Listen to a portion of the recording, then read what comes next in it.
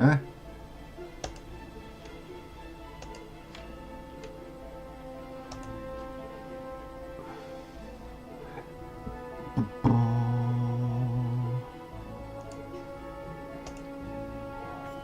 Struck a fish, killing it. When he hit mushrooms, they fell into pieces before him. Nothing could frighten Back him. on the guys. He would go to Saya and bring her to this land where food grew in abundance.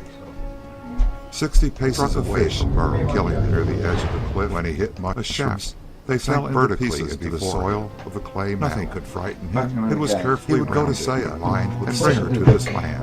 30 feet ground in abundance. It enlarged itself into a chamber. 60 paces away from Burrow, killing near the edge of the cliff. When he hit mushrooms, they fell into pieces into the soil of the clay. Nothing could frighten him. It was carefully go to Saya and bring her to the surrounding 30 feet ground in a sharp eye. It enlarged itself into a chamber. 60 paces away from killing prior edge keener side hit mushrooms. They fell vertically into the soil of the clay. Nothing could frighten him. It was carefully go to Saya and bring her to the surrounding 30 feet ground in a sharp eye. It enlarged itself into a chamber. 60 paces away from killing prior edge keener side hit mushrooms. They fell vertically into the soil of the clay. Nothing. It was carefully go to Saya and bring her to the surrounding 30 feet ground in a sharp eye. It enlarged itself into a 60 paces away from killing prior edge keener side hit mushrooms. Huge. They fell vertically into the soil. It was a 30 feet. It was carefully go to Saya and bring her to the surrounding 30 feet ground in a sharp eye. It enlarged itself into a 60 paces away from killing huge. They fell vertically into the soil. It was a 30 feet. It was carefully go to Saya and bring her to the surrounding 30 feet. Oh my god, Abawonia.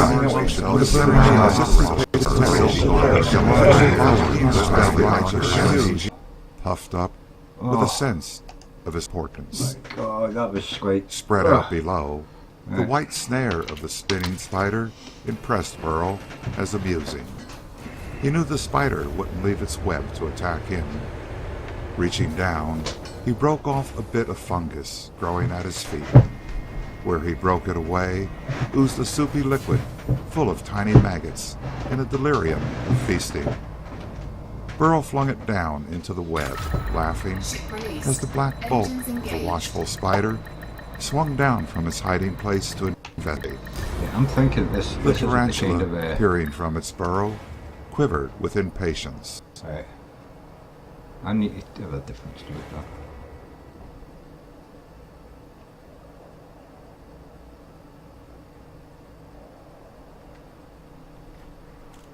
Right.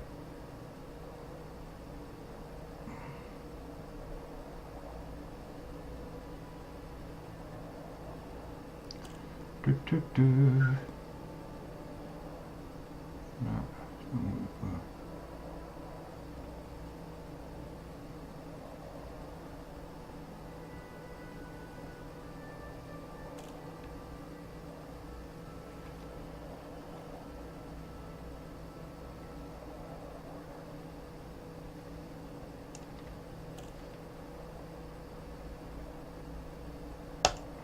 Let's check this. I don't know what to say. I've seen nothing like it before. I'll need time to soak it all in before I can give an opinion. This must seem a bit stupid to you. Trantorians must take it all for granted. Trantorians never come up here. It gives them nerves. No. Why on earth did it do that? If you're born in a cubicle, grow up in a corridor, work in a cell and holiday in a sunroom, then coming up into the open with nothing but sky over you might conceivably give you a nervous breakdown. How high do you think we are? I don't know. 1,000 meters? No, just 150. What? But the lift took ages. I know, but it spent most of the time just getting up to ground level. Trantor is tunneled over 1,500 meters down. It's like an iceberg. 9/10 of it is out of sight. You here on holiday? Not exactly. I've always wanted to visit Trantor, but I've come primarily for a job. Oh. With Dr. Selden's project at the university. Raven Selden. No, Hari Selden, the psychohistorian. I don't know of any Raven Selden. Harry's the one I mean. We call him Raven because he keeps predicting disaster. What kind of disaster? What kind? I'm afraid I wouldn't have the slightest idea. Scan detected. I've read the papers Dr. Selden has published, but they're on mathematical theory. Yes. The ones they publish. Look, I think I'd better go now. Very pleased to have met you.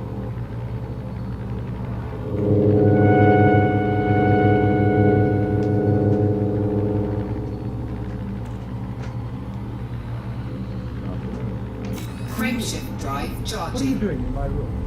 I'm Harry Selden. Good afternoon, sir. You didn't think we were to meet, was it not? No, sir. It's just that if we're to use your service, work 4, 3, 2, 1. Engage. You're talking to a man on the observation tower, are you not? Yes. I met him in the lift. His name is Jerry. He's an agent from the Commission of Public Safety. But what? You say nothing about me? He referred to you as Raven Selden. Did you say why? He said that you predict disaster. I do. What does Trantor mean to you? Glorious. You say that without thinking. What of psychohistory? Psychohistory. That branch of mathematics that deals with the reactions of human conglomerates to fixed social and economic stimuli. Assumptions. 1. The human conglomerate is sufficiently large for valid statistical treatment. 2. The human conglomerate is itself unaware of psychohistorical analysis in order that its reactions be truly random. Where did it find? What you've done with me is learn to apply psychohistory to all problems. Frameshift drive charging. No. See the function set up on the calculator? Yes. That represents the condition of the empire at the moment. Surely it's not a complete representation. No, it's not complete. I'm glad to see you don't accept my work. However, this is an approximation which will serve to demonstrate Engage. Subject to my later verification of the derivation of the function. Yes. Add to this the known improbability of imperial assassination, vice-regal revolt, periods of economic repression, the declining rate of planetary explorations. See, incidentally, the new symbols on the calculator? Yes. This is Trantor 5 centuries from now. How do you interpret this function? Total destruction. But that's impossible. You saw how the result was arrived at. Now, forget the symbolism for the moment and put it into words. As Trantor becomes more specialized, it becomes more vulnerable, less able to defend itself. Further, as it becomes more and more the center of empire, it becomes a greater prize. Yes. As the imperial succession becomes more and more uncertain, and the feuds among the great families more rampant, social responsibility disappears. Right. Now, what of the probability of destruction within 5 centuries? Oh, come on, surely you can perform a field differentiation without the calculator.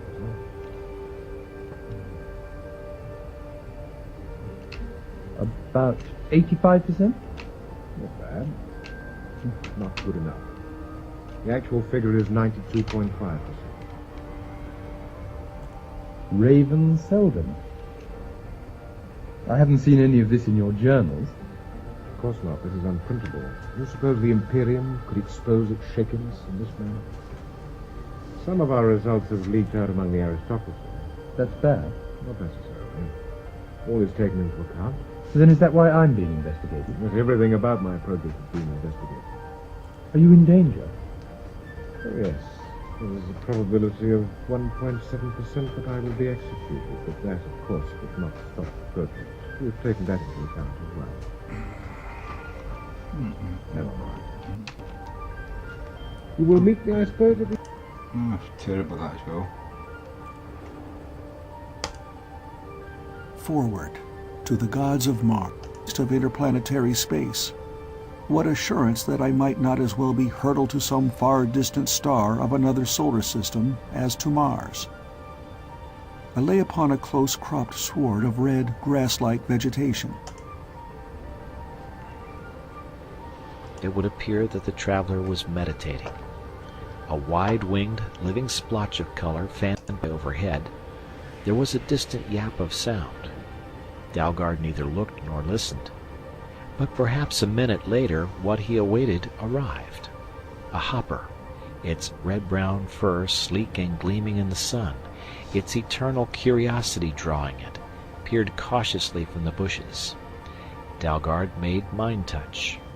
The hoppers did not really think, at least not on the levels where communication was possible for the colonists, but sensations of friendship and goodwill could be broadcast, primitive ideas exchanged. The small animal, its human-like front paw hands dangling over its creamy vest, came out fully into the open, black eyes flicking from the motionless Dalgard to the bright beads on the rock. But when one of those paws shot out to snatch the treasure, the traveler's hand was already cupped protectingly over the hoard. Dalgard formed a mental picture and beamed it at the 20-inch creature before him. The hopper's ears twitched nervously, its blunt nose wrinkled, and then it bounded back into the brush, a weaving line of moving grass marking its retreat. Dalgard withdrew his hand from the beads. Through the years, the Astran colonists had come to recognize the virtues of patience. Perhaps the mutation had begun before they left their native world. Or perhaps the change in temperament and nature had occurred in the minds and bodies of that determined handful of refugees as they rested in the frozen cold sleep while their ship bore them through the wide uncharted reaches of deep space for centuries of Terran time. How long that sleep had lasted, the survivors had never known, but those who had awakened on Astra were different. And their sons and daughters, and the sons and daughters of 2 more generations were warmed by a new sun, nourished by food grown in alien soil, taught the mind contact by the amphibian mermen with whom the space voyagers had made an early friendship, each succeeding child more attuned to the new home, less tied to the far-off world he had never seen or would see. The colonists were not the same breed as their fathers, their grandfathers, or great-grandfathers. So, with other gifts, they had also a vast, time-consuming patience, which could be a weapon or a tool as they pleased, not forgetting the instantaneous call to action which was their older heritage. The hopper returned. On the rock beside the shining things it coveted, it dropped dried and shriveled fruit. Dalgard's fingers separated 2 of the gleaming marbles, rolled them toward the animal, who scooped them up with a chirp of delight. But it did not leave. Instead it peered intently at the rest of the beads. Hoppers had their own form of intelligence, though it might not compare with that of humans. And this one was enterprising. In the end, it delivered 3 more loads of fruit from its burrow and took away all the beads, both parties well pleased with their bargains. Tsutsuri splashed out of the sea with as little ado as he had entered. On the end of his spear twisted a fish. His fur, slicked flat to his strongly muscled body, began to dry in the air and fluff out while the sun awoke prismatic lights on the scales which covered his hands and feet. He dispatched the fish and cleaned it neatly, tossing the offal back into the water, where some shadowy things arose to tear at the unusual bounty. This is not hunting ground. His message formed in Dalgard's mind. That finned one had no fear of me. We were right then in heading north. This is new land. Dalgard got to his feet. On either side, the cliffs, with their alternate bands of red, blue, yellow, and white strata, walled in this pocket. They would make far better time keeping to the sea lanes, where it was not necessary to climb. And it was Dalgard's cherished plan to add more than just an inch or 2 to the explorer's map in the council hall. Each of the colony males was expected to make his man journey of discovery sometimes between his 18th and 20th year. He went alone, or, if he formed an attachment with one of the mermen near his own age, accompanied only by his knife brother. And from knowledge so gained, the still small group of exiles added to and expanded their information about their new home. Caution was drilled into them, for they were not the first masters of Astra, nor were they the masters now. There were the ruins left by those others, the race who had populated this planet until their own wars had completed their downfall. And the mermen, with their traditions of slavery and dark beginnings in the experimental pens of the older race, continued to insist that across the sea, on the unknown western continent, those others still held on to the remnants of a degenerate civilization. Thus the explorers from Homeport went out by ones and twos and used the fauna of the land as a means of gathering information. Hoppers could remember yesterday only dimly, and instinct took care of tomorrow. But what happened today sped from hopper to hopper and could warn by mind touch both merman and human. If one of the dread snake devils of the interior was on the hunting trail, the hoppers sped the warning. Their vast curiosity brought them to the fringe of any disturbance, and they passed the reason for it along. Dalgard knew there were 1,000 eyes at his service whenever he wanted them. There was little chance of being taken by surprise, no matter how dangerous this journey north might be. The city, he formed the words in his mind even as he spoke them aloud. How far are we from it? The merman hunched his slim shoulders in the shrug of his race. 3 days' travel, maybe 5, and it, though his furred face displayed no readable emotion, the sensation of distaste was plain, was one of the accursed ones. To such we have not returned since the days of falling fire. Dalgard was well acquainted with the ruins which lay not many miles from Homeport, and he knew that that sprawling, devastated metropolis was not taboo to the mermen. But this other mysterious settlement he had recently heard of was still shunned by the sea people. Only Tsutsuri and a few others of youthful years would consider a journey to explore the long forbidden section their traditions labeled as dangerous land. The belief that he was about to venture into questionable territory had made Dalgard evasive when he reported his plans to the elders 3 days earlier. But since such trips were, by tradition, always thrust into the unknown, they had not questioned him too much. All in all, Dalgard thought, watching Tsutsuri flake the firm pink flesh from the fish, he might deem himself lucky in this quest ordained. He went off to hack out armloads of grass and fashion the sleep mats for the sun-warmed ground. They had eaten and were lounging in content on the soft sand just beyond the curl of the waves when Tsutsuri lifted his head from his folded arms as if he listened. Like all those of his species, his vestigial ears were hidden deep in his fur and no longer served any real purpose. The mind touch served him in their stead. Dalgard caught his thought, though what had aroused his companion was too rare a thread to trouble his less acute senses. Runners in the dark. Detected. Dalgard frowned. It is still sun time. What disturbs them? To the eye, Tsutsuri was still listening to that which his friend could not hear. They come from afar. They are on the move to find new hunting grounds. Dalgard sat up. To each and every scout from Homeport, the unusual was a warning, a signal to alert mind and body. The runners in the night, that furred monkey race of hunters who combed the moonless dark of Astra when most of the higher fauna were asleep, were very distantly related to Tsutsuri's species, though the gap between them was that between highly civilized man and the jungle ape. The runners were harmless and shy, but they were noted also for clinging stubbornly to one particular district, generation after generation. To find such a clan on the move into new territory was to be confronted with a puzzle it might be well to investigate. A snake devil, he suggested tentatively, forming a mind picture of the vicious reptilian danger which the colonists tried to kill on sight, whenever and wherever Landing gear encountered. deployed. His hand went to the knife at his belt. One met with weapons, only that hissing hatred motivated by a brainless ferocity which did not know fear. But Tsuri did not accept that explanation.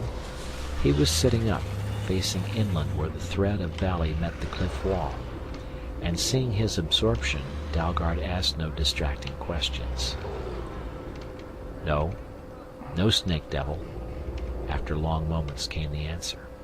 He got to his feet, shuffling through the sand in the curious little half-dance which betrayed his agitation more strongly than his thoughts had done. "The hoppers have no news," Dalgard said. Tsuri gestured impatiently with one outflung hand. "Do the hoppers wander far from their own nest mounds? Somewhere there," he pointed to the left and north, "there is trouble, bad trouble. Tonight we shall speak with the runners and discover what it may be." Dalgard glanced about the camp with regret, but he made no protest as he reached for his bow and stripped off its protective casing. With a quiver of heavy-duty arrows slung over his shoulder, he was ready to go, following Tsuri inland. The easy valley path ended less than a quarter of a mile from the sea, and they were fronted by a wall of rock with no other option than to climb. But the westering sun made plain every possible hand and foothold on its surface. When they stood at last on the heights and looked ahead, it was across a broken stretch of bare rock, with the green of vegetation beckoning from at least a mile beyond. Tsuri hesitated for only a moment or two, his round, almost featureless head turning slowly, until he fixed on a northeasterly course, striking out unerringly as if he could already sight the goal. Dalgard fell in behind, looking over the country with a wary eye. This was just the type of land to harbor flying dragons. And while those pests were small, their lightning-swift attack from above made them foes not to be disregarded. But all the flying things they saw were two moth birds of delicate hues engaging far over the sun-baked rock in one of their graceful winged dances. They crossed the heights and came to the inland slope, a drop towards the central interior plains of the continent. As they plowed through the high grasses, Dalgard knew they were under observation. Hoppers watched them. And once through a break in a line of trees, he saw a small herd of duocorns race into the shelter of a wood. The presence of those two-horned creatures, so like the pictures he had seen of Terran horses, was insurance that the snake devils did not hunt in this district, for the swift-footed duocorns were never found within a day's journey of their archenemies.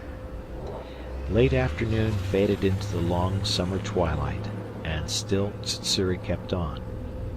As yet they had come across no traces of those others. Here were none of the domed farm buildings, the monorail tracks, the other relics one could find about Homeport. This wide open land could have been always a wilderness, left to the animals of Astra for their own. Dalgard speculated upon that, his busy imagination supplying various reasons for such a drift. Then the voiceless communication of his companion provided an explanation. This was barrier land. What? Tsuri turned his head. His round eyes, which blinked so seldom, stared into Dalgard's as if by the intensity of that gaze he could drive home deeper his point. What lies to the north was protected in the days before the falling fire. Even those, the distorted merman symbol for those others was sharpened by the very hatred of all Tsuri's kind, which had not paled during the generations since their escape from slavery to Astra's one-time masters. Could not venture into some of their own private places without special leave. It is perhaps true that the city we are seeking is one of those restricted ones, and that this wilderness is a boundary for it. Dalgard's pace slowed. To venture into a section of land which had been used as a barrier to protect some secret of those others was a highly risky affair. The first expedition sent out from Homeport after the landing of the Terran refugee ship had been shot down by robot-controlled guns still set against some long-dead invader. Would this territory be so guarded? If so, they had better go carefully now. Tersse suddenly struck off at an angle, heading not northeast now, but directly north. The brush lands along the foot of the cliffs gave way to open fields, bare except for the grass rippled by the wind. It was not the type of country to attract the night runners, and Dalgard wondered a little. They should discover water, preferably a shallow stream if they wanted to find what the monkey creatures liked best. Within a quarter hour he knew that Tersse was not going wrong. Cradled in a sudden dip in the land was the stream Dalgard had been looking for. A hopper lifted a dripping muzzle from the shore ripples and stared at them. Dalgard contacted the animal. It was its usual curious self. Nothing had alarmed or excited its interest, and he did not try to establish more than a casual contact as they made their way down the bank to the edge of the stream, Tersse splashing an ankle deep for the sheer pleasure of feeling liquid curl about his feet and legs once more. Water dwellers fled from their passing and insects buzzed and hovered. Otherwise they moved through a deserted world. The stream bed widened and small islands of gravel, swept together in untidy piles by the spring floods, arose dry-topped, some already showing the green of venturesome plants. Here Tersse stopped, thrusting the butt of his spear into the shore of one such islet. He dropped cross-legged on his choice, there to remain patiently until those he sought would come with the dark. Dalgard withdrew a little way downstream and took up a similar post. The runners were shy, not easy to approach, and they would come more readily if Tersse were alone. Here the murmur of the stream was loud, rising above the rustle of the wind-driven grass, and the night was coming fast as the sun, hidden by the cliff wall, sank into the sea. Dalgard, knowing that his night sight was far inferior to that of the native Astran fauna, resignedly settled himself for an all-night stay, not without a second regretful memory of the snug camp by the shore. Twilight, and then night. How long before the runners would make their appearance? He could pick up the sparks of thought which marked the coming and going of hoppers, most hurrying off to their mud-plastered nests, and sometimes a flicker from the mind of some other night creature. Once he was sure he touched the avid, raging hunger which marked a flying dragon, though they were not naturally hunters by darkness. Dalgard made no move to contact Tersse. The merman must be left undisturbed in his mental quest for the runners. The scout lay back on his miniature island and stared up into the sky, trying to sort out all the myriad impressions of life about him. It was then that he saw it. An arrow of fire streaking across the black bowl of Astra's night sky. A light so vivid, so alien, that it brought him to his feet with a chill prickle of apprehension along his spine. In all his years as a scout and woodsman, in all the stories of his fellows and his elders at Homeport, he had never seen, never heard of the like of that.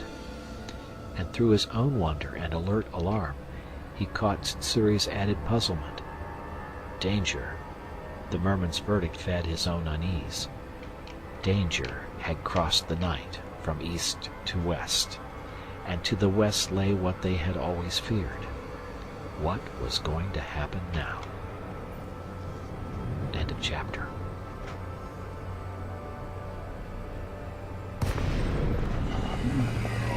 Starborn by Andre Norton.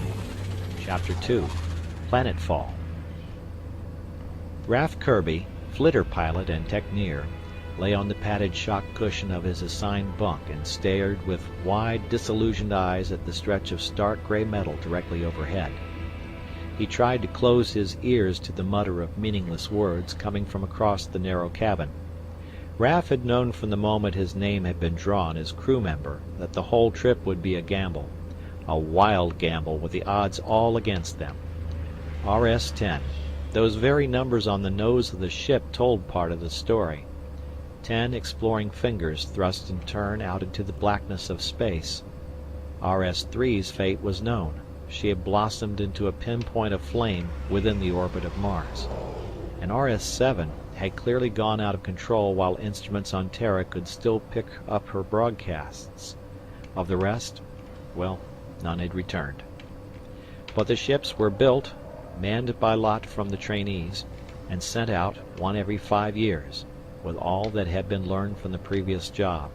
Each refinement the engineers could discover incorporated into the latest to rise from the launching cradle. RS-10. Raf closed his eyes with weary distaste.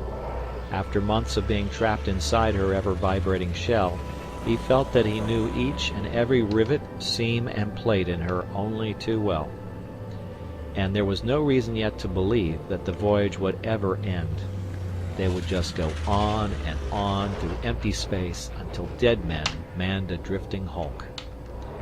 There. To picture that was a danger signal. Whenever his thoughts reached that particular point, Raf tried to think of something else, to break the chain of dismal foreboding. How? By joining in Wanstead's monologue of complaint and regret? Docking request Raf had heard granted. the same words over and over so often that they no longer had any meaning, except as a series of sounds he might miss if the man who shared this pocket were suddenly stricken dumb.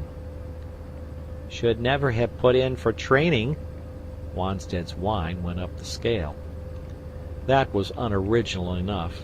They had all had that idea the minute after the sorter had plucked their names for crew inclusion. No matter what motive had led them into the stiff course of training, the fabulous pay, a real interest in the project, the exploring fever, Raf did not believe that there was a single man whose heart had not sunk when he had been selected for flight. Even he, who had dreamed all his life of the stars and the wonders which might lie just beyond the big jump, had been honestly sick on the day he had shouldered his bag aboard and first taken his place on this mat and waited, dry-mouthed and shivering, for blastoff. One lost all sense of time out here.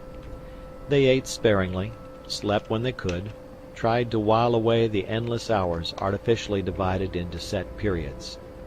What still weeks might be months, or months weeks. They could have been years in space, or only days.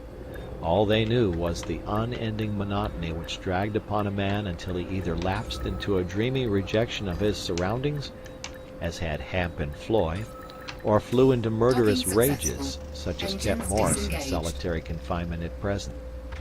And no foreseeable end to the flight. Raf breathed shallowly. The air was stale. He could almost taste it. It was difficult now to remember being in the open air under a sky, with fresh winds blowing about one. He tried to picture on that dull strip of metal overhead a stretch of green grass, a tree, even the blue sky and floating white clouds. But the patch remained stubbornly gray. The murmur of Wanstead went on and on, a drone in his aching ears. The throb of the ship's life beat through his own thin body. What had it been like on those legendary early flights, when the secret of the overdrive had not yet been discovered, when any who dared the path between star and star had surrendered to sleep, perhaps to wake again generations later, perhaps never to rouse again? He had seen the few documents discovered 400 or 500 years ago in the raided headquarters of the scientific outlaws, who had fled the regimented world government of Pax and dared space on the single hope of surviving such a journey in cold sleep, the secret of which had been lost. At least, Raf thought, they had escaped the actual discomfort of the voyage. Had they found their new world or worlds? The end of their ventures had been debated thousands of times since those documents had been made public, after the downfall of Pax and the coming into power of the Federation of Free Men. In fact, it was the publication of the papers which had given the additional spur to the building of the RS Armada. What man had dared once, he could dare anew. And the pursuit of knowledge which had been so long forbidden under Pax was heady excitement for the world. research and discovery became feverish avenues of endeavor. Even the slim hope of a successful star voyage and the return to Terra with such rich spoils of information was enough to harness 3/4 of the planet's energy for close to 100 years. And if the RS-10 was not successful, there would be 11, 12 more, flaming into the sky and out into the void, unless some newer and more intriguing experiment developed to center public imagination in another direction. Raph's eyes closed wearily. Soon the gong would sound, and this period of rest would be officially ended. But it was hardly worth rising. He was not in the least hungry for the concentrated food. He could repeat the information tapes they carried dull word for dull word. Nothing to see, nothing but these blasted walls. Again Wanstead's voice arose in querulous protest. Yes, while in overdrive there was nothing to see. The ports of the ship would be sealed until they were in normal space once more. That is, if it worked and they were not caught up forever within this thick trap where there was no time, light, or distance. The gong sounded, but Raph made no move to rise. He heard Wanstead move, saw from the corner of his eye the other's bulk heave up obediently from the pad. "Hey, mess gong!" He pointed out the obvious to Raph. With a sigh, the other levered himself up on his elbows. If he did not move, Wanstead was capable of reporting him to the captain for strange behavior, and they were all too alert to a divagation which might mean trouble. He had no desire to end in confinement with Morris. 4, 3, "I'm 2, coming," 1, Raph said. engage. But he remained sitting on the edge of the pad until Wanstead left the cabin, and he followed as slowly as he could. So he was not with the others when a new sound tore through the constant vibrating hum which filled the narrow quarters of the ship. Raph stiffened, the icy touch of fear tensing his muscles. Was that the red alarm of disaster? His eyes went to the light at the end of the short passage, but no blink of warning red shone there. Not danger, then what? It took him a full moment to realize what he had heard. Not the signal of doom, but the sound which was to herald the accomplishment of their mission, the sound which unconsciously they had all given up any hope of ever hearing. They had made it! The pilot leaned weakly against the wall, and his eyes smarted, his hands were trembling. In that moment he knew that he had never really, honestly believed that they would succeed. But they had! RS-10 had reached the stars. "Strap down for turnout! Strap down for turnout!" The disembodied voice screaming through the ship's speecher was that of Captain Hobart, but it was almost unrecognizable with emotion. Raph turned and stumbled back to his cabin, staggered to throw himself once more on his pad as he fumbled with the straps he must buckle over him. He heard rather than saw Wanstead blunder in to follow his example, and for the first time in months the other was dumb, not uttering a word as he stowed away for the breakthrough which would take them back into normal space and the star worlds. Raph tore a nail on a fastening, muttered, condition red, strap down for breakthrough," Hobart chanted at them from the walls. 1, 2, 3. The count swung on numeral by numeral, then 10, stand by. Raph had forgotten what breakthrough was like. He had gone through it the first time when still under takeoff sedation, but this was worse than he remembered, so much worse. He tried to scream out his protest against the torture which twisted mind and body, but he could not utter even a weak cry. This was unbearable. A man could go mad or die. Die! He aroused with a flat sweetness of blood on his tongue, a splitting pain behind the eyes. He tried to focus on the too familiar scrap of wall. A voice boomed, receded, and boomed again, filling the air and at last making sense, in a ring of wild triumph. "Made it! This is it, men! We've made it! Sol-class sun, 3 planets. We'll set an orbit in..." Raph licked his lips. It was still too much to swallow in one mental gulp. So, they had made it. Half of their venture was accomplished. They had broken out of their own solar system, made the big jump, and before them lay the unknown. Now it was within their reach. "Do you hear that, kid?" demanded Wanstead, his voice no longer an accusing whine, more steady than Raf ever remembered hearing it. "We got through! We'll hit dirt again! Dirt!" His words trailed away as if he were sinking into some blissful daydream. There was a different feeling to the ship herself. The steady drone which had ached in their ears, their bones, as she bored her way through the alien hyperspace, had changed to a purr as if she too were rejoicing at the success of their desperate try. For the first time in weary weeks, Raf remembered his own duties which would begin when the RS-10 came into a flame-cushioned landing on a new world. He was to assemble and ready the small exploration flyer, to man its controls and take it up and out. Frowning, he began to run over in his mind each step in the preparations he must make as soon as they planted it. Information came down from control, where now the ports were open on normal space, and the engines were under control of the spacer's pilot. Their goal was to be the third planet, one which showed signs of atmosphere, of water and earth ready and waiting. Those who were not on flight duty crowded into the tiny central cabin, where they elbowed each other before the viewer. The ball of alien earth grew from a pinpoint to the size of an orange. They forgot time in the wonder which none had ever thought in his heart he would see on the screen. Raf knew that in control every second of this was being recorded as they began to establish a braking orbit, which with luck would bring them down on the surface of the new world. Cities. Those must be cities. Those in the cabin studied the plate with awe as the information filtered through the crew. Lablet, their xenobiologist, sat with his fingers rigid on the lower bar of the visa plate, so intent that nothing could break his vigil, while the rest speculated wildly.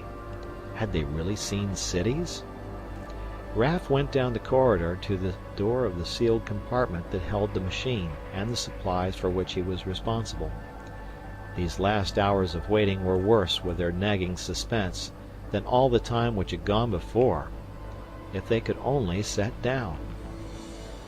He had, on training trips which now seemed very far in the past, trod the rust-red desert country of Mars, waddled in a bulky protective suit across the peaked ranges of the dead moon, known something of the larger asteroids.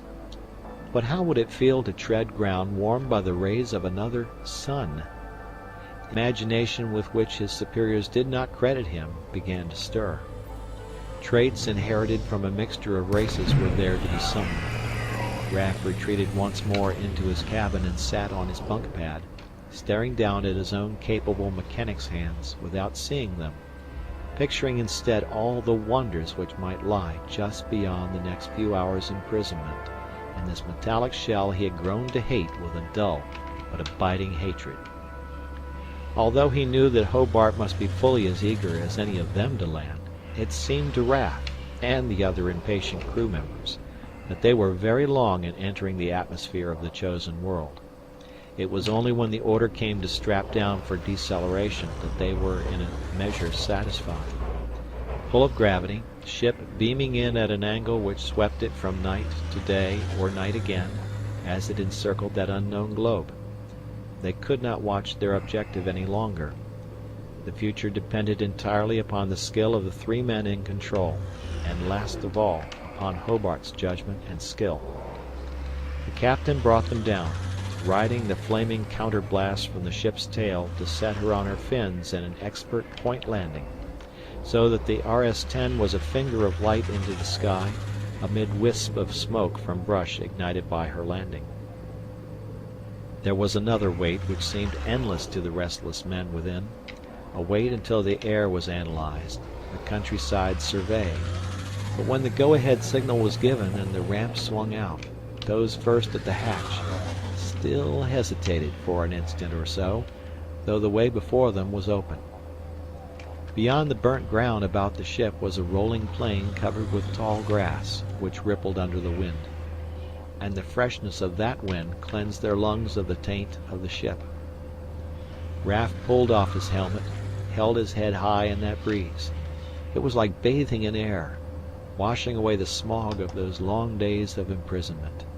He ran down the ramp, past the little group of those who had preceded him, and fell on his knees in the grass, catching at it with his hands, a little overawed at the wonder of it all. The wide sweep of sky above them was not entirely blue, he noted. There was the faintest suggestion of green, and across it moved clouds of silver. But, save for the grass, they might be in a dead and empty world. Where were the cities? Or had those been born of imagination? After a while, when the wonder of this landing had somewhat worn away, Hobart summoned them back to the prosaic business of setting up base, and Raff went to work at his own task. The sealed storeroom was opened, the supplies slung by crane down from the ship. The compact assembly, streamlined for this purpose, was all ready for the morrow. They spent the night within the ship, much against their will. After the taste of freedom they had been given, the cramped interior weighed upon them, closing like a prison. Raff lay on his pad, unable to sleep.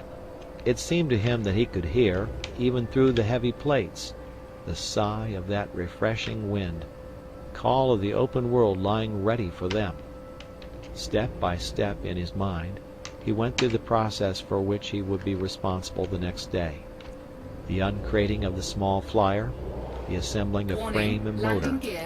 And sometime in the midst of that survey he did fall asleep, so deeply that Wanstead had to shake him awake in the morning. He bolted his food, and was out at his job before it was far past dawn. But eager as he was to get to work, he paused just to look at the earth scuffed up by his boots, to stare for a long moment at a stalk of tough grass, and remember with a thrill which never lessened that this was not native earth or grass, that he stood where none of his race, or even of his kind, had stood before, on a new planet, in a new solar system. Raff's expert training and instruction paid off. By evening he had the flitter assembled save for the motor which still reposed on the turning block. One party had gone questing out into the grass and returned with a story of a stream hidden in a gash in the plain, and Wanstead carried the limp body of a rabbit-sized, furred creature he had knocked over at the waterside. Acted tame. Wanstead was proud of his kill. Stupid thing just stood and watched me while I let fly with a stone. Raff picked up the little body. Its fur was red-brown, plush thick, and very soft to the touch. The breast was creamy white, and the forepaws curiously short, with an uncanny resemblance to his own hands. Suddenly he wished that Wanstead had not killed it, though he supposed that Chow, their biologist, would be grateful. But the animal looked particularly defenseless. It would have been better not to mark their first day on this new world with a killing, even if it were the knocking over of a stupid rabbit thing. The pilot was glad when Chow bore it off, and he no longer had to look at it. It was after the evening meal that Raff was called into consultation by the officers to receive his orders. When he reported that the flitter, barring unexpected accidents, would be airborne by the following afternoon, he was shown an enlarged picture from the records made during the descent of the RS-10. Here was a city right enough, showing up well from the air. Hobart stabbed a finger down into the heart of it. That lies south from here. We'll cruise in that direction. Raff would have liked to ask some questions of his own. The city photographed was a sizable one. Why then this deserted land here? Why hadn't the inhabitants been out to investigate the puzzle of the spaceship's landing? He said slowly, "I've mounted one gun, sir. Do you want the other installed? It will mean that the flitter can only carry 3 instead of 4. Ship released. Engines engaged. Hobart pulled his lower lip between his thumb and forefinger. He glanced at his lieutenant, then to Lablet, sitting quietly to one side. It was the latter who spoke first. I'd say this shows definite traces of retrogression. He touched the photograph. The place may even be only a ruin. Very well. Leave off the other gun, Hobart ordered crisply. And be ready to fly at dawn day after tomorrow with full field kit. You're sure she'll have at least a 1,000-mile cruising radius?" Raff suppressed a shrug. How could you tell what any machine would do under new conditions? The flitter had been put through every possible test in his home world. Whether she would perform as perfectly here was another matter. "They thought she would, sir," he replied. "I'll take her up for a shakedown run tomorrow after the motor is installed." Captain Hobart dismissed him with a nod, and Raff was glad to clatter down ladders into the cool of the evening once more. Flying high in a formation of 2 lanes were some distant birds. At least he supposed they were birds, but he did not call attention to them. Instead, he watched them out of sight, lingering alone with no desire to join those crew members who had built a campfire a little distance from the ship. The flames were familiar and cheerful, a portion somehow of their native world transported to the crew. Raff could hear the murmur of voices, but he turned and went to the flitter. Taking his hand torch, he checked the work he had done during the day. Tomorrow he could take her up into the blue-green sky, circle out over the sea of grass for a short testing flight. That much he wanted to do. But the thought of the cruise south, of venturing toward that sprawling splotch Hobart and Lablet identified as a city, was somehow distasteful, and he was reluctant to think about it. End of chapter.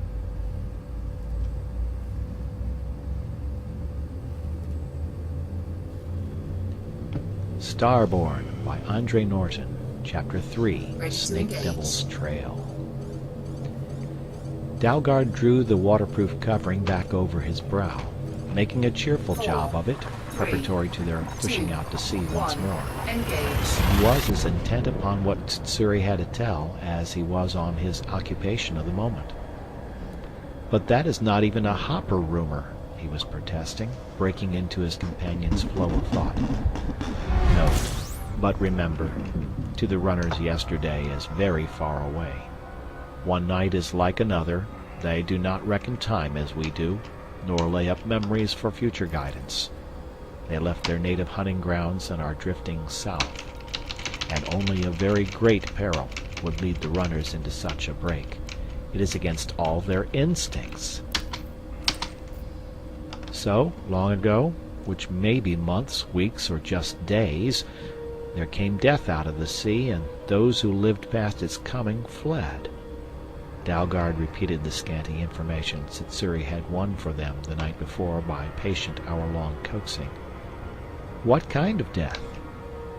Tsutsuri's great eyes, somber and a little tired, met his.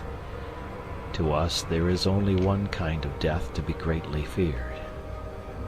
"But there are the snake devils," protested the colony scout. "To be hunted down by snake devils is death, yes, but it is a quick death, a death which can come to any living thing that is not swift or wary enough. For to the snake devils all things that live and move are merely meat to fill the aching pit in their swollen bellies.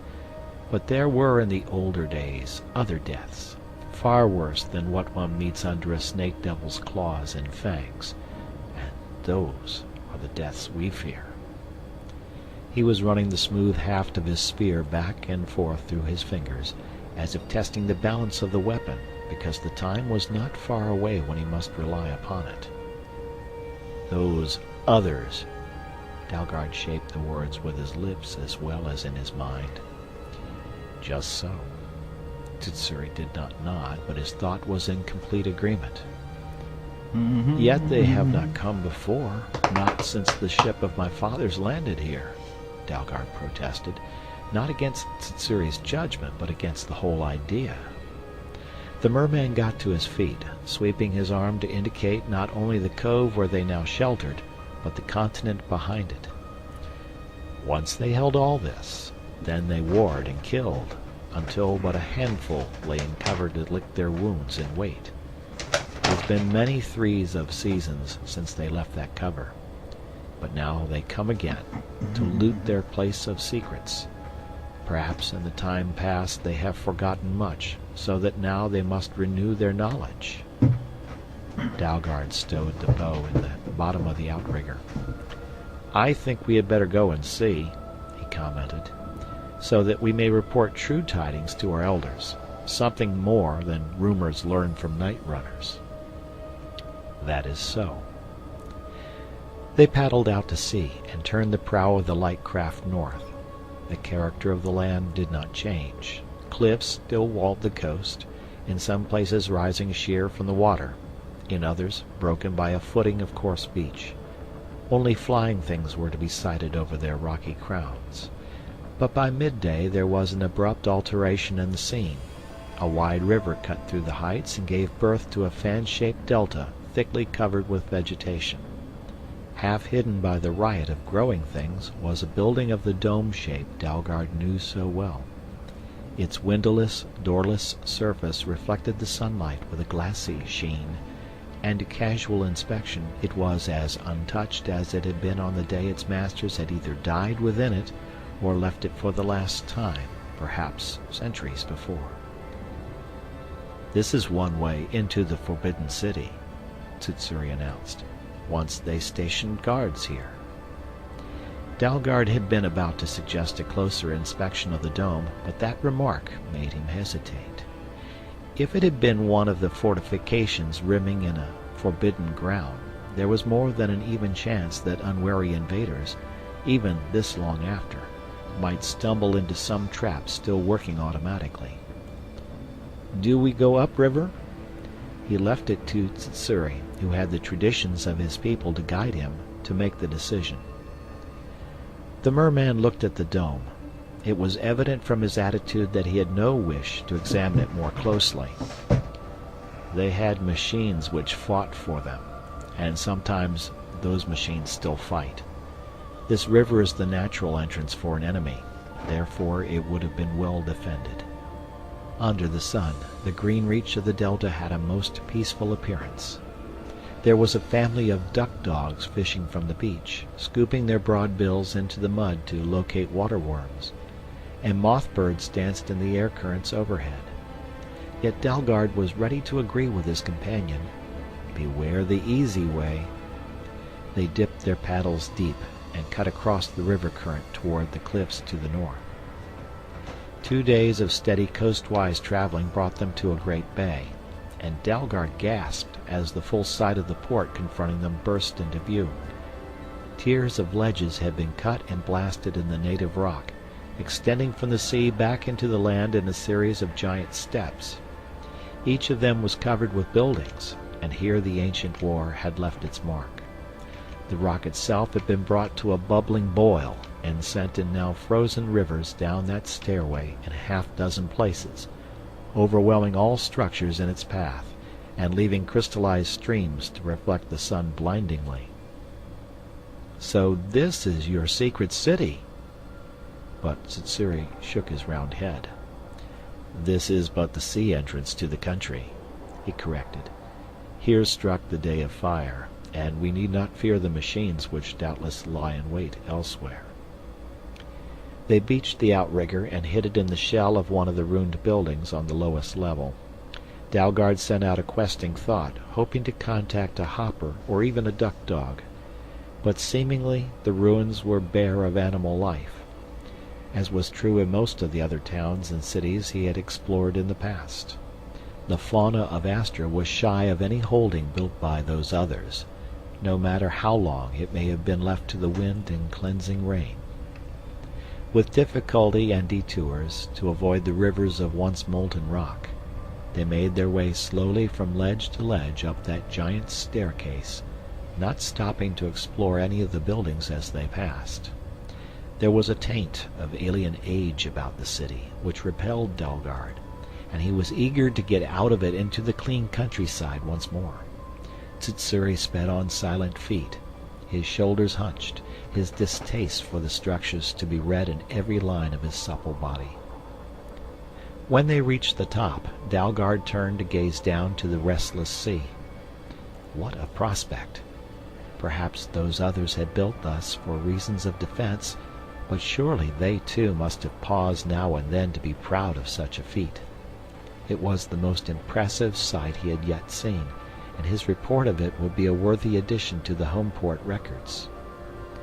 A road ran straight from the top of the stair, stabbing inland without taking any notice of the difficulties of the terrain, after the usual arrogant manner of the alien engineers. But Tsutsuri did not follow it. Instead, he struck off to the left, avoiding that easy path, choosing to cross through tangles which had once been gardens or through open fields.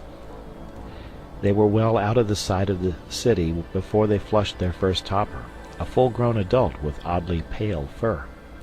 Instead of displaying the usual fearless interest in strangers, the animal took one swift look at them and fled as if a snake devil had snorted at its thumping heels. And Dalgard received a sharp impression of terror, as if the hopper saw in him some frightening menace. What? Honestly astounded, he looked to Tsutsuri for enlightenment. The hoppers could be pests. They stole any small bright object which aroused their interest. But they could also be persuaded to trade, and they usually had no fear of either colonists or mermen. Tsutsuri's furred face might not convey much emotion, but by all the signs Dalgard could read, he knew that the merman was as startled as he by the strange behavior of the grass dweller. "He is afraid of those who walk erect as we do," he made answer. Those who walk erect. Dalgard was quick to interpret that. He knew that those others were biped, quasi-human in form, closer in physical appearance to the colonists than to the mermen. And since none of Dalgard's people had penetrated this far to the north, nor had the mermen invaded this taboo territory until Tsutsuri had agreed to come, that left only the aliens. Those strange people whom the colonists feared without knowing why they feared them, who the mermen hated with a hatred which had not lessened with the years of freedom. The faint rumor carried by the migrating runners must be true, for here was a hopper afraid of bipeds, and it must have been recently provided with a reason for such fear, since Hopper's memories were very short, and such terror would have faded from its mind in a matter of weeks. Tsutsuri halted in a patch of grass which reached to his waist belt. It is best to wait until the hours of dark. But Dalgard could not agree. Better for you with your night sight, he objected, but I do not have your eyes in my head. Tsutsuri had to admit the justice of that.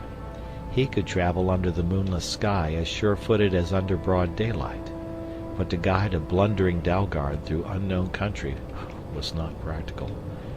However, they could take to cover, and that they did as speedily as possible, using a zigzag tactic which delayed their advance, but took them from one bit of protecting brush or grove of trees to the next, keeping to the fields well away from the road.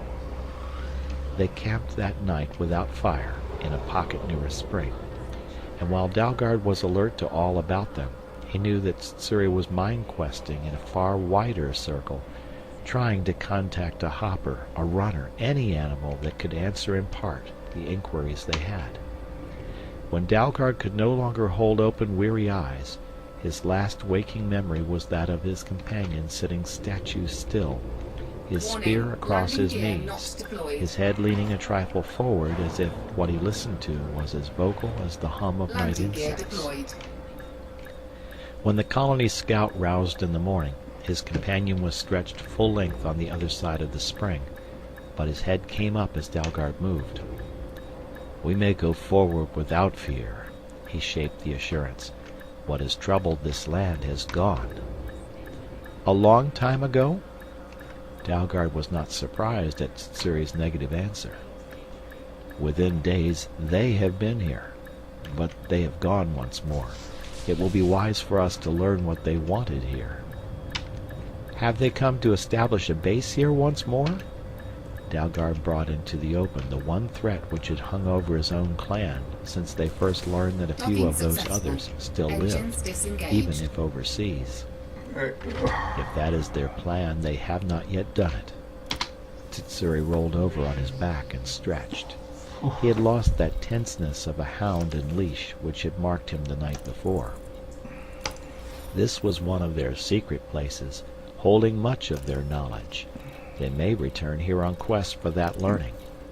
Pardon me. All at once, Dalgard was conscious of a sense of urgency. Suppose that what Tsutsuri suggested was the truth, that those others were attempting to recover the skills which had brought on the devastating war that had turned this whole eastern continent into a wilderness. Equipped with even the crumbs of such discoveries, they would be enemies against which the Terran colonists could not hope to stand. The few weapons their outlaw ancestors had brought with them on their desperate flight to the stars were long since useless, and they had had no way of duplicating them. Since childhood, Dalgard had seen no arms except the bows and the sword knives carried by all venturing away from home port. And what use would a bow or a foot or two of sharpened metal be against things which could kill from a distance, or turn rock itself into a flowing molten river? He was impatient to move on to reach this city of forgotten knowledge, which Tsutsuri was sure lay before them. Perhaps the colonists could draw upon what was stored there as well as those others could. Then he remembered. Not only remembered, but was corrected by Tsutsuri. Think not of taking their weapons into your hands. Tsutsuri did not look up as he gave that warning. Long ago your father's fathers knew that the knowledge of those others was not for their taking. A dimly remembered story, a warning impressed upon him during his first guided trips into the ruins near Homeport, flashed into Dalgard's mind. Yes, he knew that some things had been forbidden to his kind. For one, it was best not to examine too closely the bands of color patterns which served those others as a means of written record. Tapes of the aliens' records had been found and stored at Homeport, but not one of the colonists had ventured to try to break the color code and learn what lay locked in those bands. Once, long ago, such an experiment had led to the brink of disaster, and such delvings were now considered too dangerous to be allowed. But there was no harm in visiting this city, and certainly he must make some report to the council about what might be taking place here, especially if those others were in residence or visited the site.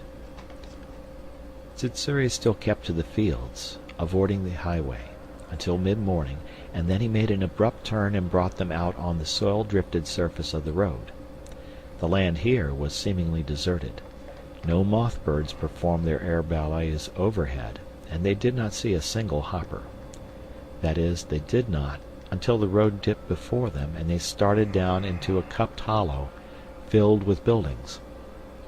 The river, whose delta they had earlier seen, made a half-loop about the city, lacing it in, and here were no signs of the warfare which had ruined the port.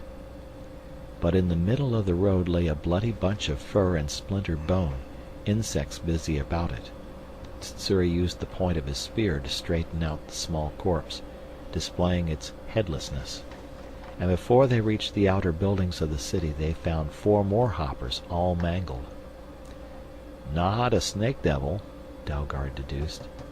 As far as he knew, only the huge reptiles or their smaller flying dragon cousins preyed upon animals.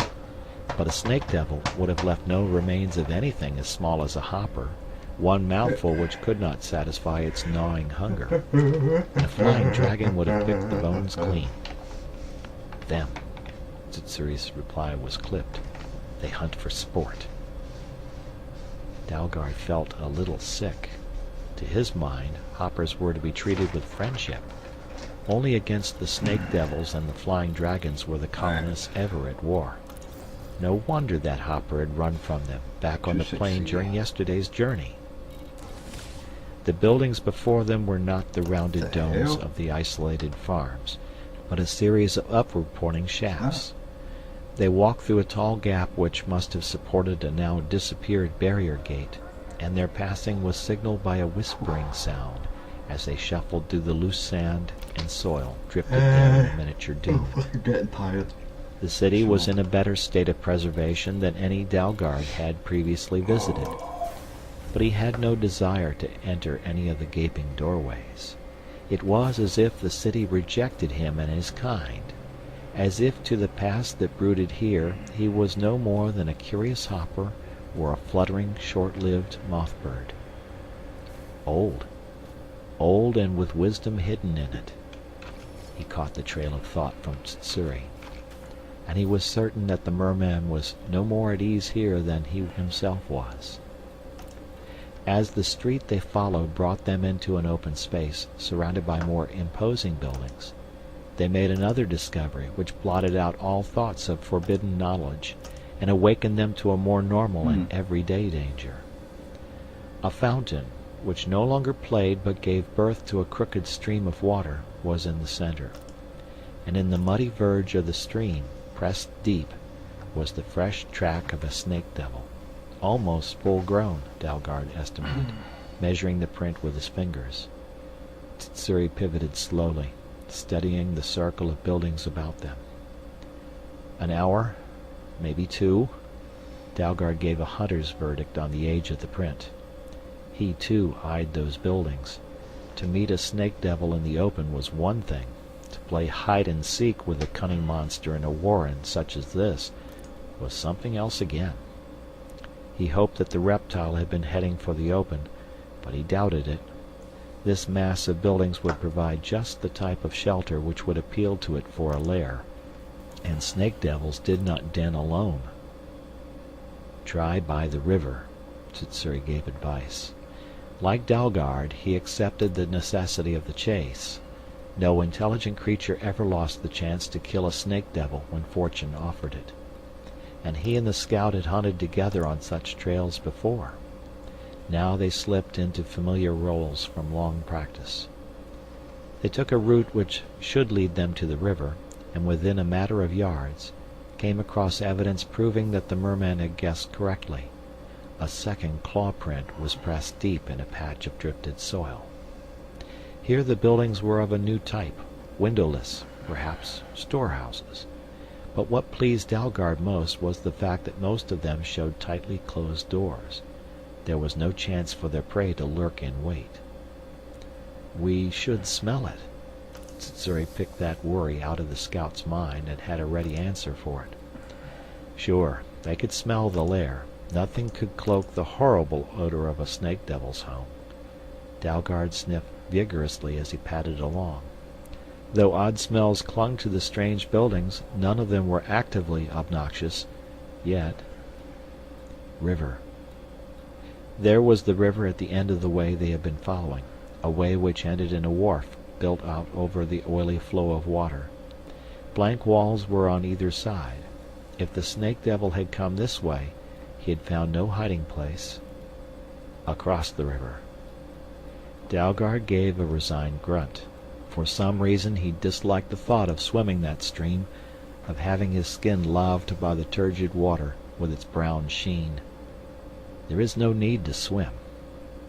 Dalgard's gaze followed Tsutsuri's pointing finger, but what he saw bobbing up and down, pulled a little downstream by the current, did not particularly reassure him. It was manifestly a boat, but the form was as alien as the city around them. End of chapter. Starborn by Andre Norton, Chapter 4, Civilization. Raf surveyed the wide sweep of prairie where dawn gave a gray tinge to soften the distance and marked the rounded billows of the ever-rippling grass. He tried to analyze what it was about this world which made it seem so untouched, so fresh and new. There were large sections of his own Terra which had been abandoned after the Big Burn-Off and the Atomic Wars, or later after the counter-revolution which had defeated the Empire of Pax, during which mankind had slipped far back on the road to civilization. But he had never experienced the same feeling when he had ventured into those wildernesses. Almost he could believe that the records Hobart had showed him were false, that this world had never known intelligent life herding together in cities. He walked slowly down the ramp, drawing deep breaths of the crisp air. The day would grow warmer with the rising sun, but now it was just the sort of morning which led him to be glad he was alive and young. Maybe part of it was because he was free of the ship, and at last not just excess baggage, but a man with a definite job before him. Spacemen tended to be young, but until this moment Raf had never felt the real careless freedom of youth.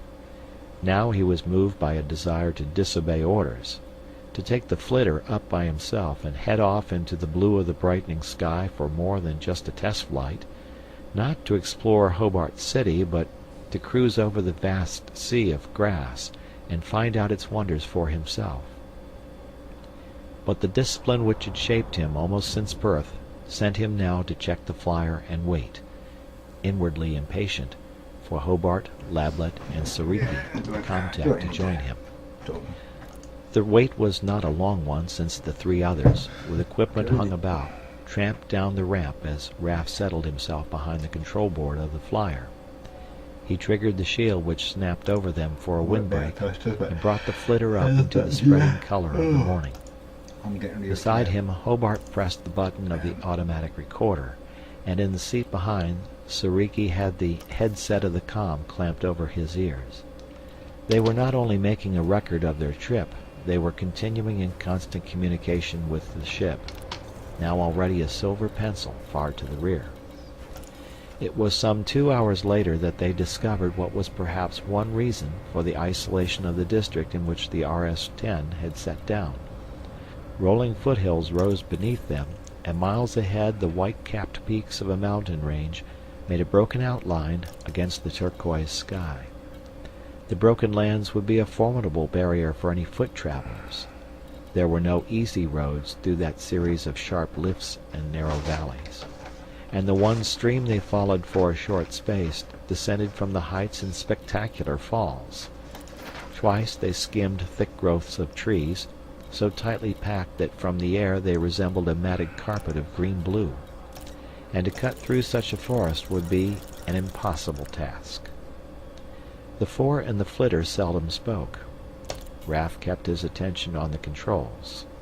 Sudden currents of air were tricky here, and he had to be constantly alert to hold the small flyer on an even keel. His glimpses of what lay below were only snatched ones. Okay, one minute. At last it was necessary to zoom far above the vegetation of the lower slopes to reach an altitude safe enough to clear the peaks ahead. Since the air supply within the windshield was constant, they need not fear lack of oxygen. But Raf was privately convinced, as they soared, that the range might well compare in height with those Asian mountains which dominated all the upflung reaches of his native world. When they were over the sharp points of that chain, disaster almost overtook them. A freakish air current caught the flitter as if in a giant hand, and Raf fought for control as they lost altitude past the margin of safety. Had he not allowed for just such a happening, they might have been smashed against one of the rock tips over which they skimmed to a precarious safety. Raf, his mouth dry, his hands sweating on the controls, took them up, higher than was necessary, to coast above the last of that rocky spine, to see below the beginning of the downslopes leading to the plains, the range cut in half. He heard Hobart draw a hissing breath. That was a close call. Lablet's precise, lecturer's voice cut through the drone of the motor. Yeah, Sariki echoed. Looked like we might be sandwich meat there for a while. Kid knows his stuff after all. Raf grinned a little sourly, but he did not answer that. He ought to know his trade, why else would he be along? They were each specialists in one or two fields, but he had good sense enough to keep his mouth shut. That way the less one had to regret minutes or hours later. The land on the south side of the mountains was different in character to the wild northern plains. Fields! It did not require that identification from Lablet to point out what they had already seen. The section below was artificially divided into long, narrow strips, but the vegetation growing on those strips was no different from the northern grass they had seen above the spacer. Not cultivated now, the scientist amended his first report. It's reverting to grassland. Raf brought the flitter closer to the ground so that when a domed structure arose out of a tangle of overgrown shrubs and trees, they were not more than 50 feet above it. There was no sign of life about the dwelling, if dwelling it was, and the unkempt straggle of growing things suggested it had been left to itself through more than one season. Lablet wanted to set down and explore, but the captain was intent upon reaching the city. A solitary farm was of little value compared with what they might learn from a metropolis. So rather to Raff's relief, he was ordered on. He could not have explained why he shrank from such investigation. Where earlier that morning he had wanted to take the flitter and go off by himself to explore the world which now seemed so bright and new, now he was glad that he was only the pilot of the flyer, and that the others were not only in his company, but ready to make the decisions. He had a queer distaste for the countryside, a disinclination to land near that dome. Beyond the first of the deserted farms, they came to a highway, and, since the buckled and half-buried roadway ran south, Hobart suggested that they use it as a visible guide. More isolated dome houses showed in the course of an hour, and their fields were easy to map from the air. But nowhere did the Terrans see any indication that those fields were in use, nor were there any signs of animal or bird life. The weird desolation of the landscape began to work its spell on the men in the flitter. There was something unnatural about the country, and with every mile the flyer clocked off, Raff longed to be heading in the opposite direction. The domes drew closer together, made a cluster at crossroads, gathered into a town in which all the buildings were the same shape and size, like the cells of a wasp nest. Raff wondered if those who had built them had not been humanoid at all, but perhaps insects with a hive mind. And because that thought was unpleasant, he resolutely turned his attention to the machine he piloted. They passed over 4 such towns, all marking intersections of roads running east and west, north and south, with precise exactness. The sun was at noon or a little past that mark when Captain Hobart gave the order to set down so they could break out rations and eat. Raff brought the flitter down on the cracked surface of the road, mistrusting what might lie hidden in the field grass. They got out and walked for a space along pavement which had once been smooth. High-powered traffic. That was Lablet. He had gone down on one knee and was tracing a finger along the substance. Strayed. Sariki squinted against the sun. Nothing stopped them, did it? We want a road here and we'll get it. That sort of thing. Must have been master engineers. To Raff, the straight highway suggested something else. Master engineering, certainly. But a ruthlessness, too, as if the builders, who refused to accept any modifications of their original plans from nature, might be as arrogant and self-assured in other ways. He did not admire this relic of civilization. In fact, it added to his vague uneasiness. Beautiful. The land was so still, under the whisper of the wind. He discovered that he was listening. Listening for the buzz of an insect, the squeak of some grass dweller, anything which would mean that there was life about them. As he chewed on the ration concentrate and drank sparingly from his canteen, Raff continued to listen, without result. Hobart and Lablet were engrossed in speculation about what might lie ahead. Beautiful, man. Sariki had gone back to the flitter to make his report to the ship.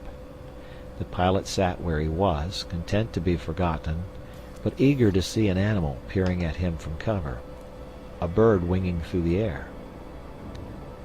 If we don't hit it by nightfall, but we can't be that far away, I'll stay out and try tomorrow. That was Hobart, and since he was captain, what he said was probably what they would do.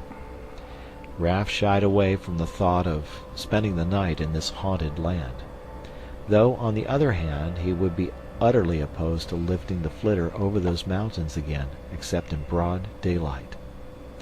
But the problem did not arise, for they found their city in the mid-afternoon, the road bringing them straight to an amazing collection of buildings, which appeared doubly alien to their eyes, since it did not include any of the low domes they had seen heretofore. Here were towers of needle slimness, solid blocks of almost windowless masonry, looking twice as bulky beside those same towers, archways stringing at dizzy heights above the ground, from one skyscraper to the next. And here time and nature had been at work, Some of the towers were broken off. A causeway displayed a gap. Once it had been a breathtaking feat of engineering, far more impressive than the highway.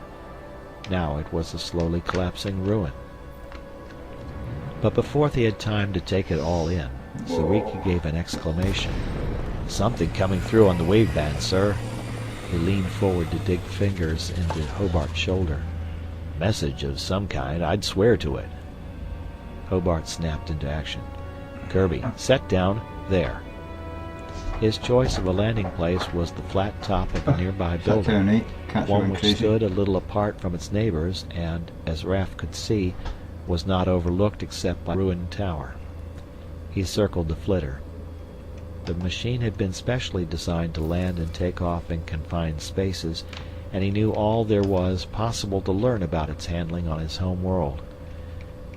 But he had never tried to bring it down on a roof, and he was very sure that now he had no margin for error left him, not with Hobart breathing impatiently beside him, his hands moving as if, as a pilot of a spacer, he could well take over the controls here. Raff circled twice, eyeing the surface of the roof in search of any break which could mean a crack-up on landing.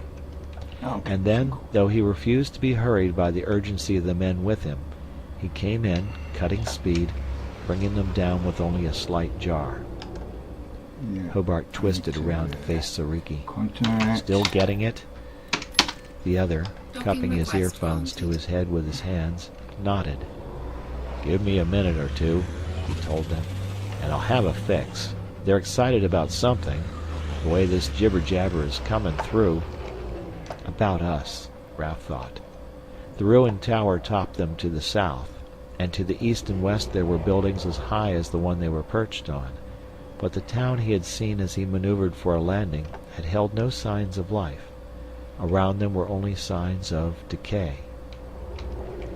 Lablet got out of the flitter and walked to the edge of the roof, leaning against the parapet to focus his vision glasses on what lay below.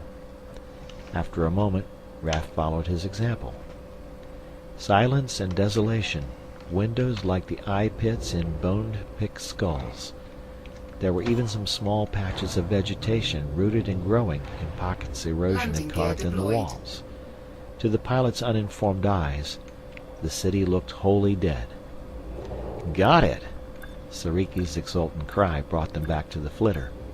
As if his body was the indicator, he had pivoted until his outstretched hand pointed southwest. "About a quarter of a mile that way." They shielded their eyes against the westering sun.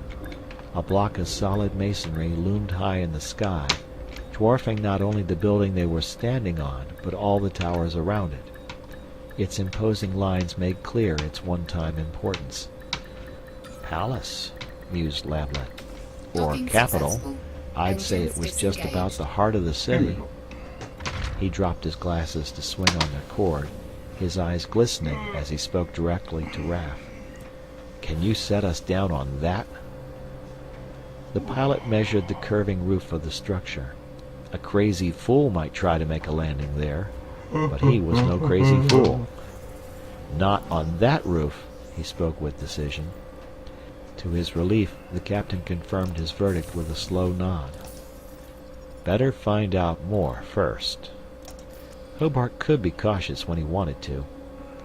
"Are they still broadcasting, Sariki?" The comtech had stripped the earphones from his head and was rubbing one ear. "Are they?" he exploded. "I'd think you could hear them clear over there, sir." And they could. The gabble-gabble which bore no resemblance to any language Terra knew boiled out of the phones. "Someone's excited," Lablet commented in his usual mild tone. "Maybe they've discovered us." Hobart's hand went to the weapon at his belt. "We must make peaceful contact, if we can." Lablet took off his helmet and ran his fingers through the scrappy, ginger and gray fringe receding from his forehead. "Yes, contact will be necessary," he said thoughtfully. Well, he was supposed to be their expert on that. Raff watched the older man with something akin to amusement. The pilot had a suspicion that none of the other three, Lablet included, was in any great hurry to push through contact with unknown aliens. It was a case of dancing along on shore before having to plunge into the chill of autumn sea waves. Terrans had explored their own solar system, and they had speculated learnedly for generations on the problem of intelligent alien life. There had been all kinds of reports by experts and would-be experts, but the stark fact remained that heretofore mankind as born on the third planet of Sol had not encountered intelligent alien life. And just how far did speculations, reports, and arguments go when one was faced with the problem to be solved practically and speedily? Raph's own solution would have been to proceed with caution, and yet more caution. Under his technical training, he had far more imagination than any of his officers had ever realized, and now he was certain that the best course of action was swift retreat until they knew more about what was to be faced. But in the end, the decision was taken out of their hands. A muffled exclamation from Lablet brought them all around to see that distant curving roof crack wide open.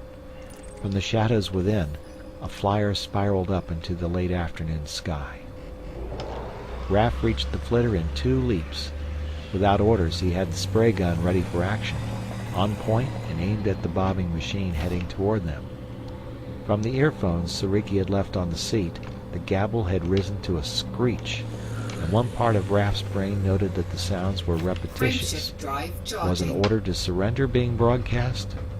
His thumb was firm on the firing button of the gun, and he was about to send a warning burst to the right of the alien when an order from Hobart stopped him cold. "Take it easy, Kirby." Ready to engage. Sariki said something about a gun-happy flitter pilot, but, Raph noted with bleak eyes, the comtech kept his own hand close to his belt arm. 2. Only Lablet stood watching the oncoming alien ship with placidity. But then, as Raph had learned through the long voyage of the spacer, a period of time which had left few character traits of any of the crew hidden from their fellows, the xenobiologist was a fatalist and strictly averse to personal combat. The pilot did not leave his seat at the gun, but within seconds he knew that they had lost the initial advantage. As the tongue-shaped stranger thrust at them and then swept on to glide above their heads so that the weird shadow of the ship licked them from light to dark and then to light again, Raph was certain that his superiors had made the wrong decision. They should have left the city as soon as they picked up those signals, if they could have gone then. He studied the other flyer. Its lines suggested speed as well as mobility, and he began to doubt if they could have escaped with that craft trailing them. Well, what would they do now? Frameshift The alien drive flyer charging. could not land here, not without coming down flat upon the flitter. Maybe it would cruise overhead as a warning threat until the city dwellers were able to reach the Terrans in some other manner. Tense, the 4 spacemen stood watching the graceful movements of the flyer. 1. There were no visible portholes or openings anywhere along its ovoid sides. Desperately want something. It might be a robot-controlled ship. It might be anything, Raph thought, even a bomb of sorts. If it was being flown by some human or non-human flyer, he was a master pilot. "I don't understand." Sariki moved impatiently.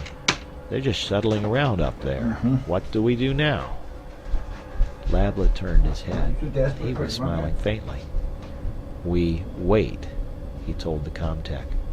"I should imagine it takes time to climb 20 flights of stairs, if they have stairs." Sariki's attention fell from the flyer hovering over their heads to the surface of the roof. Raph had already looked that over without seeing any opening, but he did not doubt the truth of Lablet's surmise. Sooner or later, the aliens were going to Okay, I'm reappear. back. I'm not getting shot or killed It yet, did not am I? greatly Good. matter to the marooned Terrans whether they would drop from the Fucking sky changed, didn't it? Where or am I going? rise from below. Going somewhere that wants fucking guns. That's where I'm going. Right. I need to go somewhere that wants Starborn guns. by Andre Norton, Chapter 5, Banded Devil. Familiar only with wave-riding outriggers, Dalgard took his seat in the alien craft with misgivings. and oddly enough it also bothered him to occupy a post which earlier had served not a non-human such as Tsuri, whom he admired, Yeah. but a humanoid whom he had been taught from childhood to avoid, if not fear. The skiff was rounded at bow and stern with very shallow sides, and displayed a tendency to whirl about in the current, until Tsuri, with his instinctive knowledge of watercraft, used one of the queerly shaped paddles tucked away in the bottom to both steer and propel them. They did not strike directly across the river, but allowed the current to carry them in a diagonal path, so that they came out on the opposite bank some distance to the west. Tsuri brought them ashore with masterly skill, where a strip of sod angled down to the edge of the water, marking, Dalgard decided, what had once been a garden. The buildings on this side of the river were not set so closely together. Each, standing some 2 or 3 stories high, was encircled by green, as if this had been a section of private dwellings. They pulled the light boat out of the water, and Tsuri pointed at the open door of the nearest house. In there. Dalgard agreed that it might be well to hide the craft against the return. Although as yet they had found no physical evidence, other than the dead hoppers, that they might not be alone in the city, he wanted a means of escape ready if such a flight would be necessary. In the meantime, there was the snake devil to track, and that wily creature, if it had swum the river, might be lurking at present in the next silent street, or miles away. Tsuri, spear ready, was trotting along the paved lane, his head up as he thought quested for any hint of life about them. Dalgard tried to follow that lead, but he knew that it would be Tsuri's stronger power which would warn them first. They cast east from where they had landed, studying the soil of each garden spot, hunting for the unmistakable spoor of the giant reptile. Within a matter of minutes, they found it, the mud still moist as Dalgard proved with an exploring fingertip. At the same time, Tsuri twirled his spear significantly. Before them the lane ran on between 2 walls without any breaks. Dalgard uncased his bow and strung it. From his quiver he chose one of the powerful arrows, the points of which were kept capped until use. A snake devil, with its nervous system controlled not from the tiny, brainless head, but from a series of auxiliary brains at points along its powerful spine, could and would go on fighting even after that head was shorn away, as the first colonists had discovered when they depended on the deadly ray guns fatal to any Terran life. But the poison-tipped arrow Dalgard now handled, with confidence in its complete efficiency, paralyzed within moments and killed in a quarter hour one of the scaled monstrosities. Lair. Dalgard did not need that warning thought from his companion. There was no mistaking that sickly sweet stench born of decaying animal matter, which was the betraying effluvium of a snake devil's lair. He turned to the right-hand wall and with a running leap reached its broad top. The lane curved to end in an archway cut through another wall, which was higher than Dalgard's head even when he stood on his present elevation. But bands of ornamental patterning ran along the taller barrier, and he was certain that it could be climbed. He lowered a hand to Tsuri and hoisted the merman up to join him. But Tsuri stood for a long moment looking ahead, and Dalgard knew that the merman was disturbed, that the wall before them had some terrifying meaning for the native Astran. So vivid was the impression of what could only be termed horror that Dalgard dared to ask a question. "What is it?" The merman's yellow eyes turned from the wall to his companion. Behind his hatred of this place there was another emotion Dalgard could not read. "This is the place of sorrow, the place of separation. But they paid, oh, how they paid, after that day when the fire fell from the sky." His scaled and taloned feet moved in a little shuffling war dance, and his spear spun and quivered in the sunlight, as Dalgard had seen the spears of the Mer warriors move in the mock combats of their unexplained, and to his kind unexplainable, rituals. Then did our spears drink, and knives eat. Tsuri's fingers brushed the hilt of the wicked blade swinging from his belt. Then did the people make separations and sorrows for them, and it was accomplished that we went forth into the sea to be no longer bond, but free, and they went down into the darkness and were no more." In Dalgard's head, the chant of his friend skirled up in a paean of exultation. Tsutsuri shook his spear at the wall. "No more the beast and the death." His thoughts swelled, a shout of victory. "For where are they who sat and watched many deaths? They are gone, as the wave smashes itself upon the coast rocks and is no more. But the people are free, and never more shall those others put bonds upon them. Therefore do I say that this is a place of nothing, where evil has turned in upon itself and come to nothing, just as those others will come to nothing, since their own evil will in the end eat them up." He strode forward along the wall until he came to the barrier, seemingly oblivious of the carrion reek which told of a snake devil's den somewhere about. And he raised his arm high, bringing the point of his spear gratingly along the carved surface. Nor did it seem to Dalgard a futile gesture, for Tsutsuri lived and breathed, stood free and armed in the city of his enemies, and the city was dead. Together they climbed the barrier, and then Dalgard discovered that it was the rim of an arena which must have seated close to 1,000 in the days of its use. It was a perfect oval in shape, with tiers of seats now forming a staircase down to the center, where there was a section ringed about by a series of archways. A high stone grill walled this portion away from the seats, as if to protect the spectators from what might enter through those portals.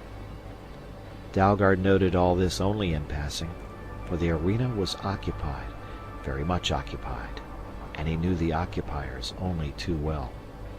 3 full-grown snake devils were stretched at pulpy ease, their filled bellies obscenely round, their long necks crowned with their tiny heads flat on the sand as they napped.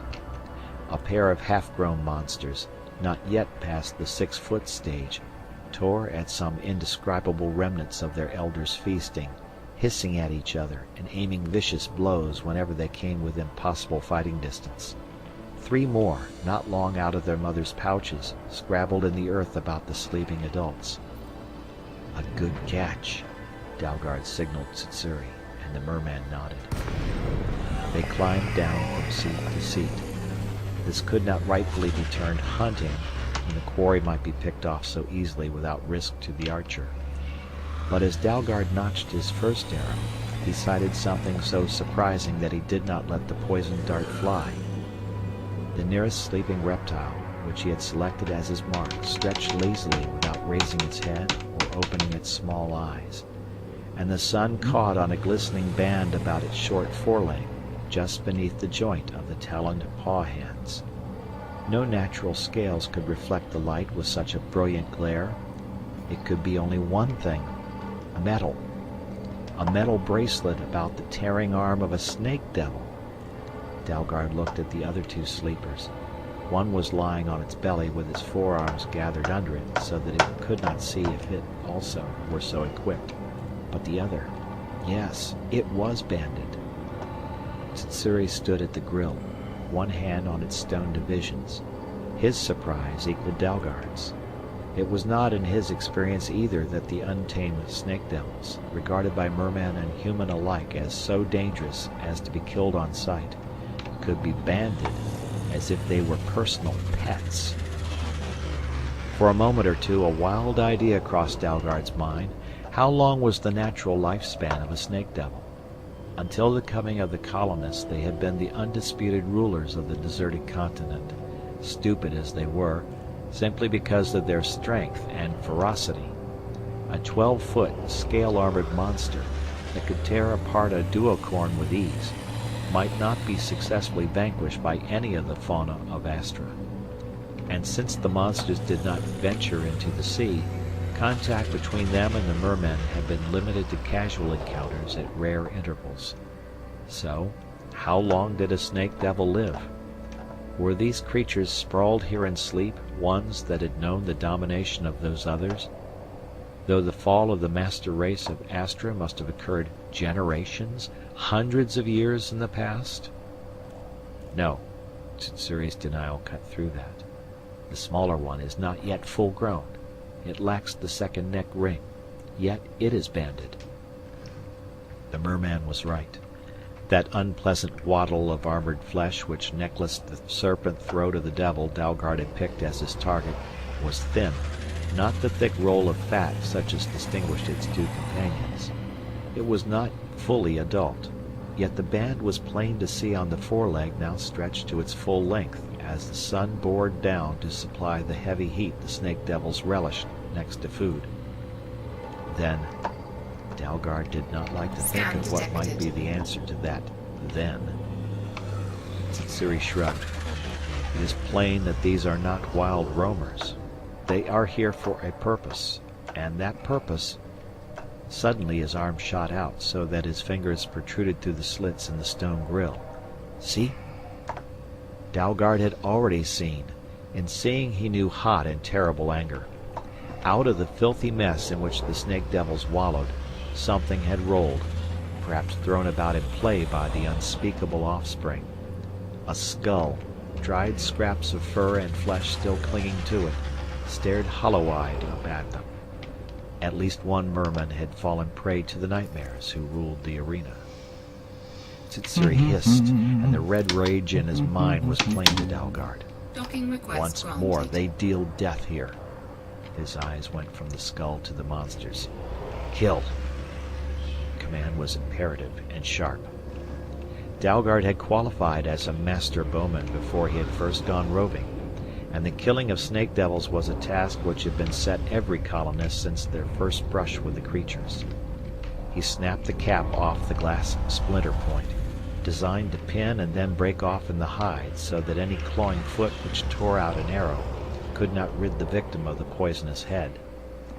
The archer's mark was made under the throat where the scales were soft, and there was a chance of piercing the skin with the first shot. Landing gear deployed. The growls of the two feeding youngsters covered the snap of the bow cord as Dalgard shot, and he did not miss. The brilliant scarlet feather of the arrow quivered in the baggy roll of flesh. With a scream which tore at the human's eardrums, the snake devil reared to its hind feet. It made a tearing motion with the banded forearm which scraped across the back of one of its companions, and then it fell back to the blood-stained sand, limp, a greenish foam drooling from its fangs. As the monster that the dead devil had raked roused, Dalgard had his chance for another good mark, and the second scarlet shaft sped straight to the target. But the third creature, which had been sleeping belly down on the sand, presented only its armored back, a hopeless surface for an arrow to pierce. It had opened its eyes and was watching the now motionless bodies of its fellows, but it showed no disposition to move. It was almost as if it somehow understood that as long as it remained in its present position, it was safe. The small ones. Dalgard needed no prompting. He picked off Docking easily successful. enough the two Engines half-grown ones. disengaged. The infants were another problem. Far less sluggish than their huge elders, they sensed that they were in danger and fled. One took refuge in the pouch of its now dead parent, and the others moved so fast that Dalgard found them difficult targets. He killed one which had almost reached an archway, and at length nicked the second in the foot, knowing that, while the poison would be slower in acting, it would be as sure. Through all this the third adult devil continued to lie motionless, only its wicked eyes giving any indication that it was alive. Dalgard watched it impatiently. Unless it would move, allow him a chance to aim at the soft underparts, there was little chance of killing it.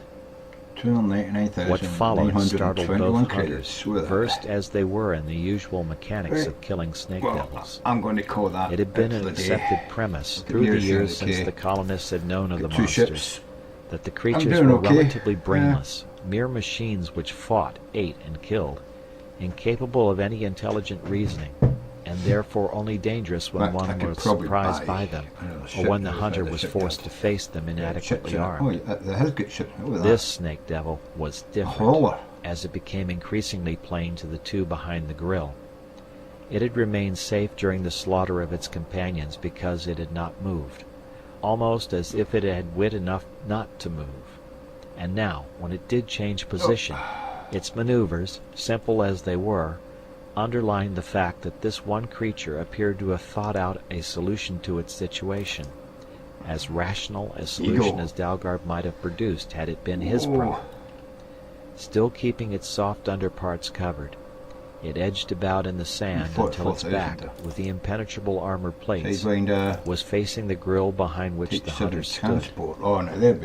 Retracting its neck between its shoulders and hunching its powerful back limbs under it, it rushed from that point of danger straight for one of the archways. Dalgard sent an arrow after it, only to see the shaft scrape along the heavy scales and bounce to the sand. Cargo rack Then the snake 32, devil was 32, gone. 16, 16, Banded. 8. The word reached Oh Dalgard. my god. Tsutsuri had been cool enough to note that, while the human hunter had been only bewildered by the untypical actions of his quarry. It must be intelligent. The scout's statement was more than 6 half million. protest. Where they are concerned, one may expect many evil wonders. We've got to 32, get that devil. 4 and 2. Dalgard was determined on that. Though to run down through this maze of Yeah, deserted city an sorry, but- enraged snake devil, above all, a snake devil which appeared to have some reasoning powers, was not a prospect to arouse any emotion except grim devotion to duty. It goes for help. Dalgard, startled, I'm going stared to at his end the- companion. Tsutsuri was still by the End the grill, game there for the watching night. that I'm archway getting through pretty which the tired, devil guys, had disappeared. So if you've enjoyed What watching it, kind of help? just keep up. For a moment, Dalgard coming pictured back. the monster See you later. returning at the head of a regiment of its kind, able to tear out the grill and get at their fleshed enemies behind it. Safety, protection, Tsutsuri to him. And I think that the place to...